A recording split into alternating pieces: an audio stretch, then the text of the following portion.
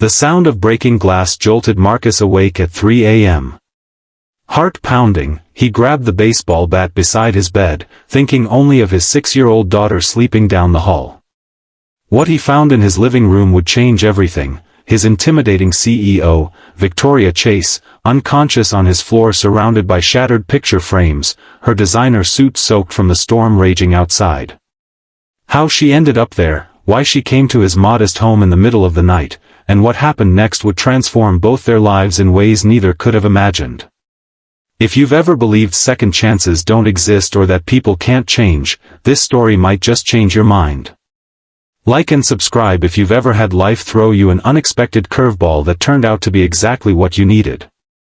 Marcus Reynolds stared at the unconscious woman on his living room floor, the baseball bat still clutched in his trembling hands.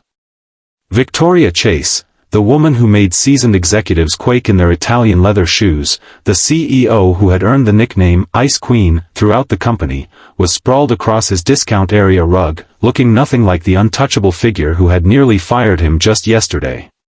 "Daddy? What's that noise?" His daughter Emma's sleepy voice came from behind him.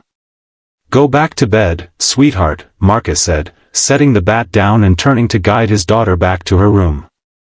"Everything's okay." "But there's a lady on our floor," Emma said, rubbing her eyes. "I know, honey.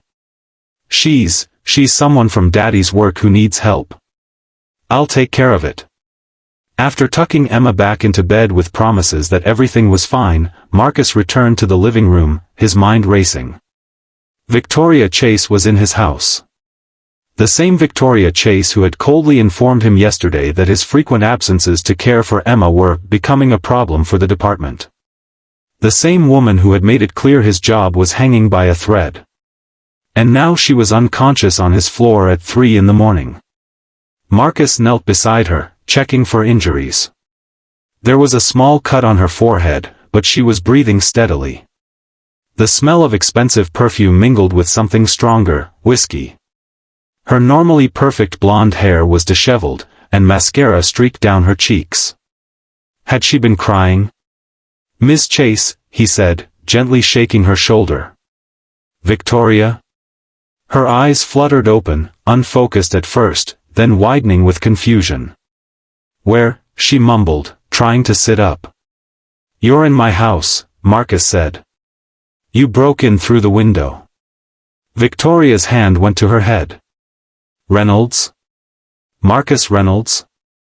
"Yes. You know, your employee. The one you were about to fire." She winced, either from his words or from pain. "I wasn't going to fire you. That's not how it sounded yesterday." Victoria tried to stand but swayed dangerously. Marcus caught her arm, steadying her despite himself. "I need to go," she said, her voice lacking its usual commanding tone. "You're not driving anywhere like this," Marcus said firmly. "You're drunk, it's pouring rain, and you're bleeding. Sit down." To his surprise, she complied, sinking onto his worn couch. In the harsh light of his living room lamp, Victoria looked smaller somehow. Vulnerable. It was disconcerting. "I'll get the first aid kit," he said. When he returned, she was staring at a framed photo of Emma that had survived the crash. "Your daughter?" she asked quietly. "Yes. Emma. She's 6. Victoria nodded slowly as Marcus cleaned the cut on her forehead. "She has your eyes." "Everyone says that," Marcus replied, surprised by the observation. In the 3 years he'd worked at Chase Innovations, Victoria had never shown interest in his personal life. "Where's her mother?" Victoria asked, then immediately shook her head. "I'm sorry. That's not my business." Marcus hesitated, then answered anyway. "Cancer. 2 years ago." Victoria's eyes met his, something shifting in them. "I didn't know." "It's not in my HR file," Marcus said with a hint of bitterness. "Just the excessive absences part." Victoria looked away. "I should go." "You should sleep it off," Marcus countered. You can take the couch. We'll figure this out in the morning. As he handed her a blanket and pillow, Victoria looked up at him with an expression he'd never seen on her face before, uncertainty. Why are you helping me? She asked. I broke into your house. I threatened your job. Marcus considered the question. Because you clearly need help tonight. And because I'd want someone to do the same for me. He paused. Or for Emma, if she ever ended up in trouble someday. Victoria nodded slowly, accepting the blanket. Thank you, she whispered, words Marcus had never heard from her before. As he turned to go back to his room, Victoria spoke again. Marcus? I really wasn't going to fire you. He didn't know whether to believe her. But that was a problem for tomorrow. Morning came too quickly. Marcus woke to the sound of Emma's cartoons and the smell of coffee. He bolted upright, remembering his unexpected house guest. When he hurried to the living room, he found an empty couch with the blanket neatly folded. Following the coffee aroma to the kitchen, he stopped short at the doorway. Victoria Chase, in her rumpled designer suit from yesterday, was sitting at his small kitchen table with Emma, who was happily showing her a drawing. And this is Daddy, and this is me, and this is our dog Rocket that we don't have yet but Daddy says maybe for my birthday, Emma was explaining. Victoria looked up, meeting Marcus's stunned gaze. Good morning, she said, her voice carrying a hint of embarrassment. I hope you don't mind. I made coffee. Ms. Chase made pancakes, Daddy. Emma announced. They have chocolate chips. Marcus approached cautiously, as if the scene might dissolve if he moved too quickly. Victoria Chase, terror of the boardroom, had made his daughter chocolate chip pancakes? Emma, why don't you go brush your teeth and get dressed? Marcus suggested. But I'm not done showing my pictures. You can show them later, sweetheart. Once Emma had reluctantly left, Marcus sat across from Victoria, accepting the cup of coffee she offered. I'm sorry about last night, she said immediately. I've never done anything like that before. Breaking and entering isn't a hobby of yours? That's reassuring, Marcus said, unable to keep the sarcasm from his voice. Victoria winced. I deserve that. What happened? Why were you here? Victoria stared into her coffee cup. Yesterday was the anniversary of my husband's death. 5 years. She spoke so quietly Marcus had to lean forward to hear her. I usually handle it better. Last night, I didn't. Marcus's anger deflated slightly. I'm sorry for your loss. I was driving around after leaving a bar. I shouldn't have been driving at all, she continued. I saw your address in your file recently, when I was reviewing. She trailed off. When you were building a case to fire me, Marcus finished for her. Victoria shook her head. When I was trying to figure out how to help you without losing one of our best project managers. She met his eyes directly. I came here to talk to you. To tell you I understand more than you think. But I was drunk and emotional, and apparently decided breaking in was easier than knocking. Marcus didn't know what to say. This version of Victoria Chase was so at odds with the woman he knew from work that he couldn't reconcile them. Your daughter is wonderful, Victoria said, changing the subject.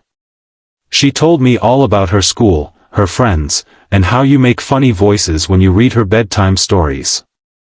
Despite himself, Marcus smiled.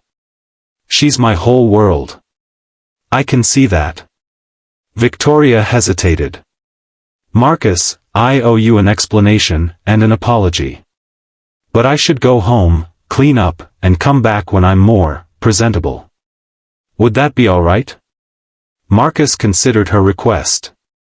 Part of him wanted to say no, to keep this bizarre incident contained to one strange night. But another part was curious about this human version of Victoria Chase. Come for dinner, he heard himself say. Tonight. Emma would like that. Victoria's surprise was evident. Are you sure? No, Marcus admitted. But I think we both have some things to figure out. She nodded, standing to leave. At the door, she turned back. Thank you, Marcus. For not calling the police. For the couch. For everything. After she left, Marcus stood in his kitchen, wondering what he'd just gotten himself into. The day passed in a blur of Saturday routines: Emma's soccer practice, grocery shopping, laundry. Marcus found himself checking the clock repeatedly as evening approached, half expecting Victoria to cancel or simply not show up. But at precisely 6 o'clock, the doorbell rang. Emma raced to answer it before Marcus could stop her. "Ms. Chase. You came back," Emma exclaimed. "Do you want to see my room? I cleaned it all by myself." Victoria stood in the doorway, transformed from the disheveled woman of last night. Her hair was neatly styled, her makeup subtle, and instead of her usual power suit, she wore jeans and a simple blue sweater. In her hands were a bottle of wine and a stuffed unicorn. "I thought you might like this," she said, handing the unicorn to Emma, whose eyes widened with delight. "Thank you. I'm going to name her Victoria." Marcus watched as his boss, the woman feared throughout the company, blushed at his daughter's words. Dinner was surreal. Victoria helped set the table, complimented Marcus's cooking, and listened intently as Emma chattered about school. There were awkward moments, certainly, but by the time Emma went to play with her new unicorn in the living room, a strange comfort had settled between the adults. "She's remarkable," Victoria said, sipping her wine. "You're doing an amazing job with her." "I'm trying," Marcus admitted. "It's not easy doing it alone." Victoria nodded. "That's what I wanted to talk to you about. Your situation at work." Marcus tensed. "Look, if you came here to fire me in person."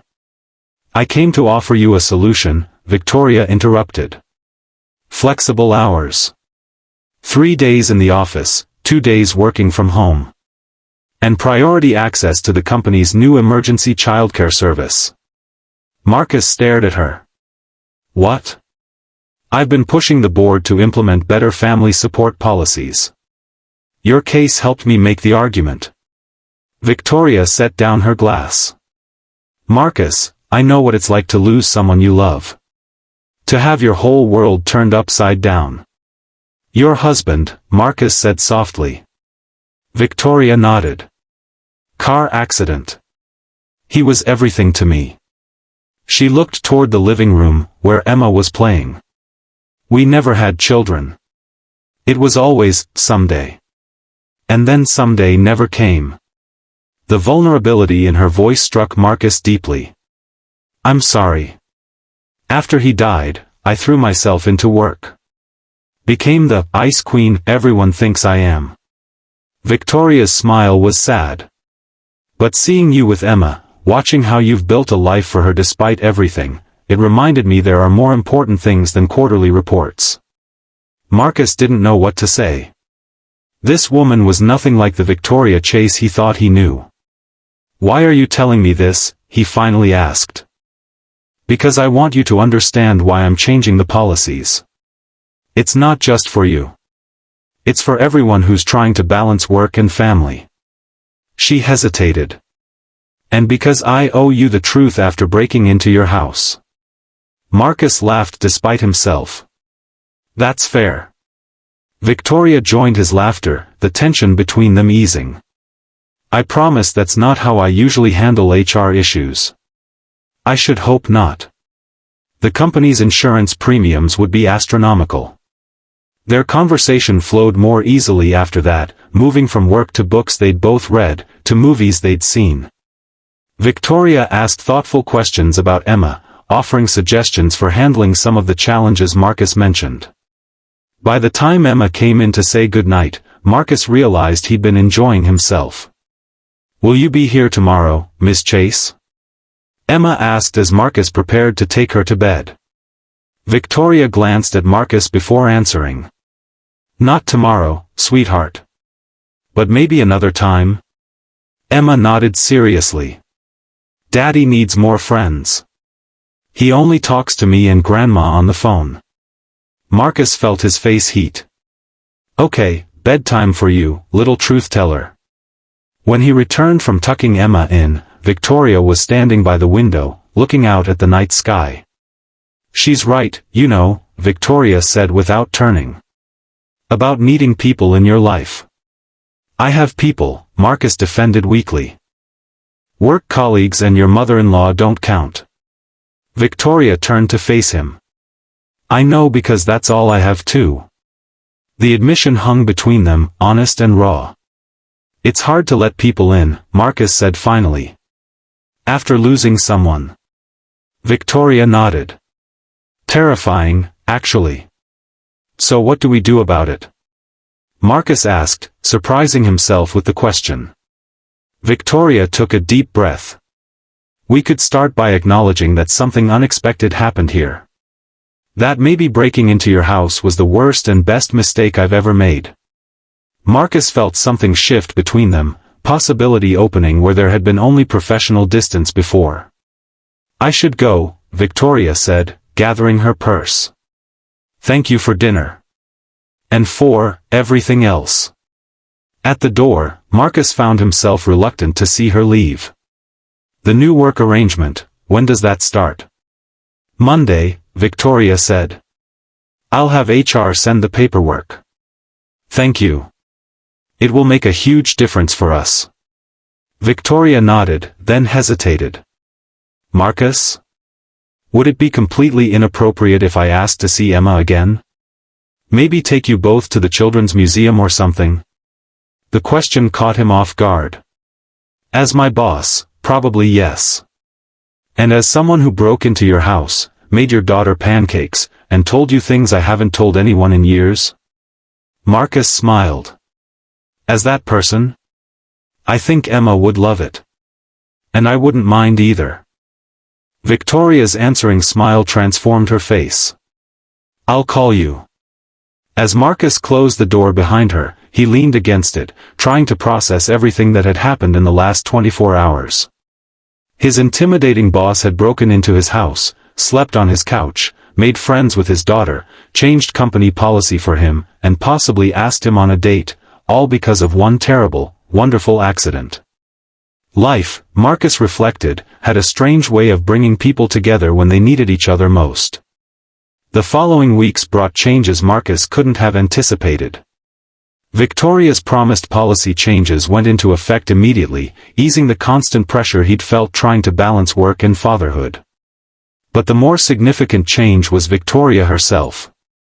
Their first outing to the Children's Museum was followed by a trip to the zoo, then Sunday afternoon picnics in the park.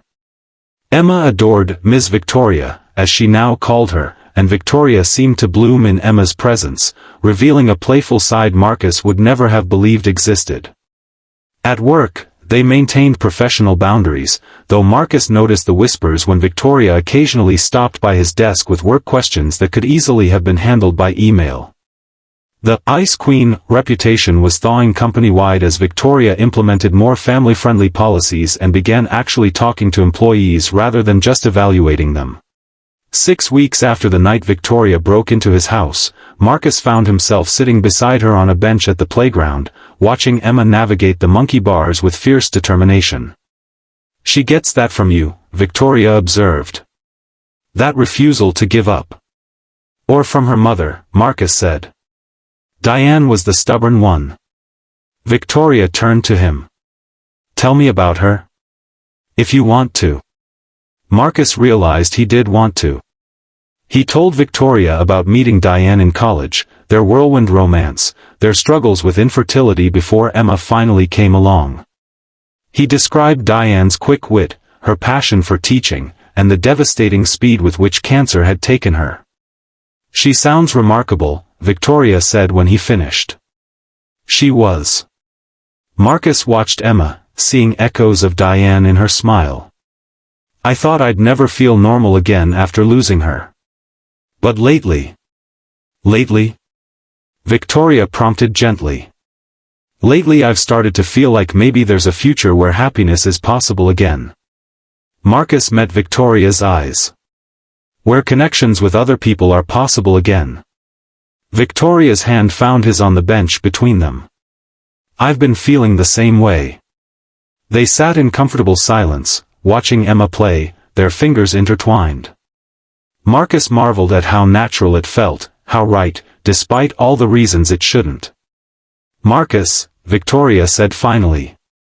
There's something I need to tell you. The seriousness in her tone made him tense. What is it?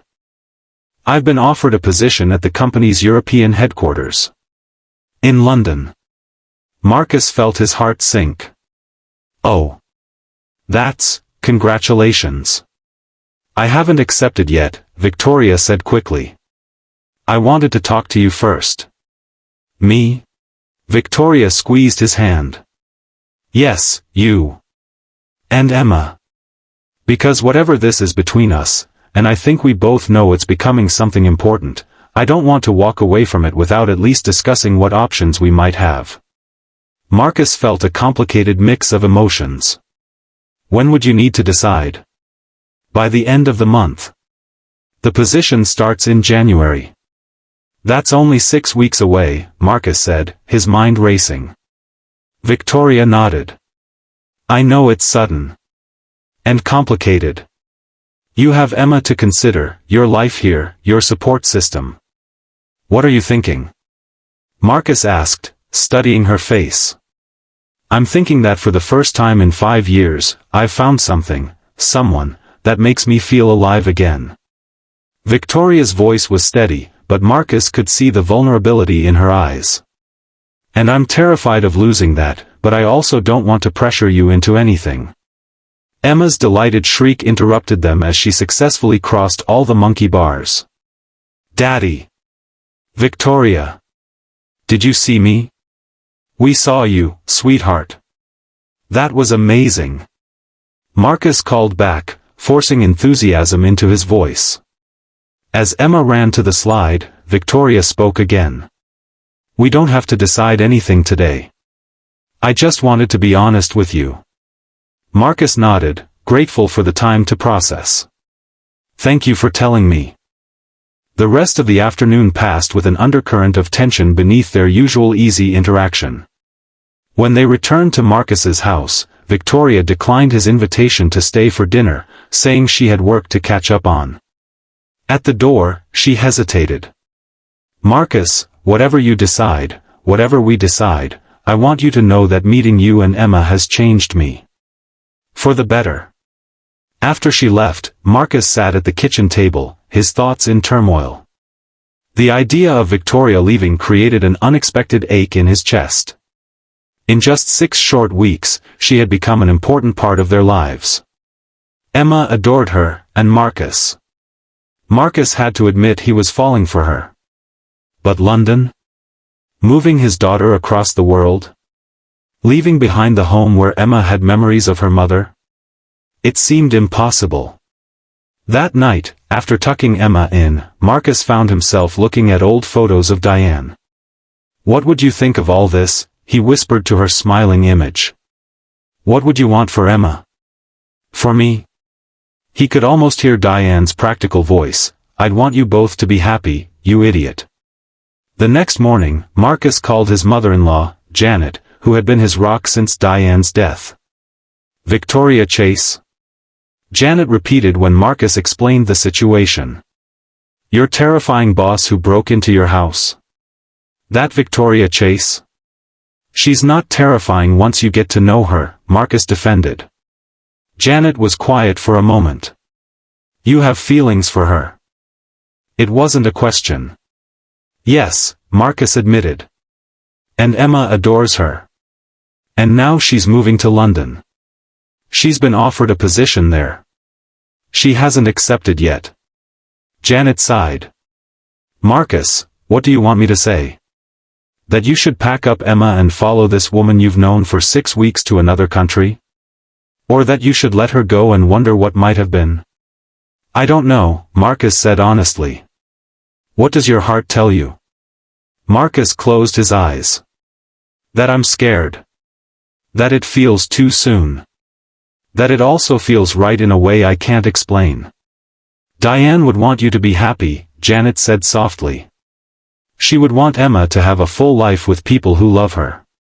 But London is a plane ride away from me, Janet finished. And has FaceTime and schools and parks and everything Emma needs. Including, possibly, someone who makes her father smile again. Marcus felt tears prick his eyes. I miss her, Janet. I know you do. So do I. Every day. Janet's voice was gentle. But Diane would be the first one telling you to take a chance on happiness. After hanging up, Marcus sat for a long time, thinking about choices and second chances and what makes a family. By the time Emma woke up, he had made a decision. Monday morning at the office was strange. Victoria was in meetings all day, and Marcus found himself distracted, checking the clock repeatedly. Finally, at 5 o'clock, he gathered his courage and went to her office. Her assistant tried to stop him. Ms. Chase is preparing for her conference call with Tokyo. It's important, Marcus insisted, knocking on Victoria's door before the assistant could object further. Victoria looked up from her computer, surprise crossing her face. Marcus? I need to talk to you. About London. Victoria glanced at her watch. I have a call in 10 minutes. This won't take long. Marcus closed the door behind him. I've been thinking about what you said yesterday. Victoria's expression became guarded. And I think you should take the position.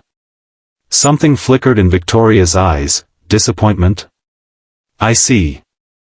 I also think, Marcus continued, his heart pounding, that you should consider taking us with you. Victoria stared at him. What? Emma and me. To London. Marcus took a deep breath. I know it's fast. I know it's crazy. But these past weeks have shown me that sometimes the most unexpected things can be exactly what you need. Victoria stood slowly. Marcus, are you sure? This is your home. Emma's home. Home is where the people you love are, Marcus said simply. And I hope, that could be with you. Victoria moved around her desk, stopping in front of him. Are you saying what I think you're saying? Marcus nodded. I'm falling in love with you, Victoria Chase. And I think you might be falling in love with us too. Victoria's composure cracked, tears filling her eyes. I am. God help me, I am. Marcus reached for her hands. Then let's figure this out. Together. It won't be easy, but I think it could be wonderful. Victoria laughed through her tears. You want to move to London because of me? The woman who broke into your house? Best break-in of my life, Marcus said, smiling. Though maybe don't make a habit of it. Victoria's intercom buzzed. Ms. Chase, Tokyo is on line 1. Victoria ignored it, her eyes locked on Marcus's. Are we really doing this? We're considering it, Marcus clarified. We need to talk to Emma, visit London, figure out schools and housing and a million other details. But yes, I think we're doing this. Victoria's smile was radiant. I need to take this call. But after, you're coming home with me to talk to Emma, Marcus finished. And then we're going to start planning our adventure. Victoria leaned forward and kissed him, brief but full of promise. Our adventure, she repeated. I like the sound of that. 3 months later, Marcus stood in the empty living room of his house, the same room where he'd found Victoria unconscious that stormy night. The moving company had taken the last of their boxes, and the new owners would be arriving tomorrow. Daddy, are we ready to go? Emma asked, clutching Victoria's hand. Victoria says our new house has a garden with real flowers. Almost ready, sweetheart, Marcus said, taking one last look around. Victoria stepped closer, slipping her arm around his waist. Having second thoughts? Marcus shook his head. Just saying goodbye. We can visit, Victoria reminded him. Janet already has her first trip planned for spring break. I know. Marcus smiled at her. I'm not sad.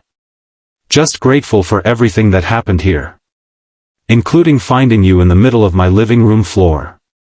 Victoria laughed. Not my finest moment. I disagree, Marcus said, pulling her close. I think it might have been your best moment. It was certainly one of mine. Emma tugged at their hands. Can we go now? I want to see the airplane. Marcus nodded, taking one last look around the room where his life had changed forever. Yes, let's go home. As they walked out the door together, Marcus reflected on how quickly life could change. One moment, you're a struggling single dad worried about losing your job. The next, you're moving across the ocean with the woman who broke into your house and somehow broke into your heart as well. Sometimes the most unexpected beginnings led to the most beautiful journeys. 6 years later, Marcus sat on a bench in a London park, watching Emma, now 12 and fiercely independent, teaching her 4-year-old brother James how to fly a kite.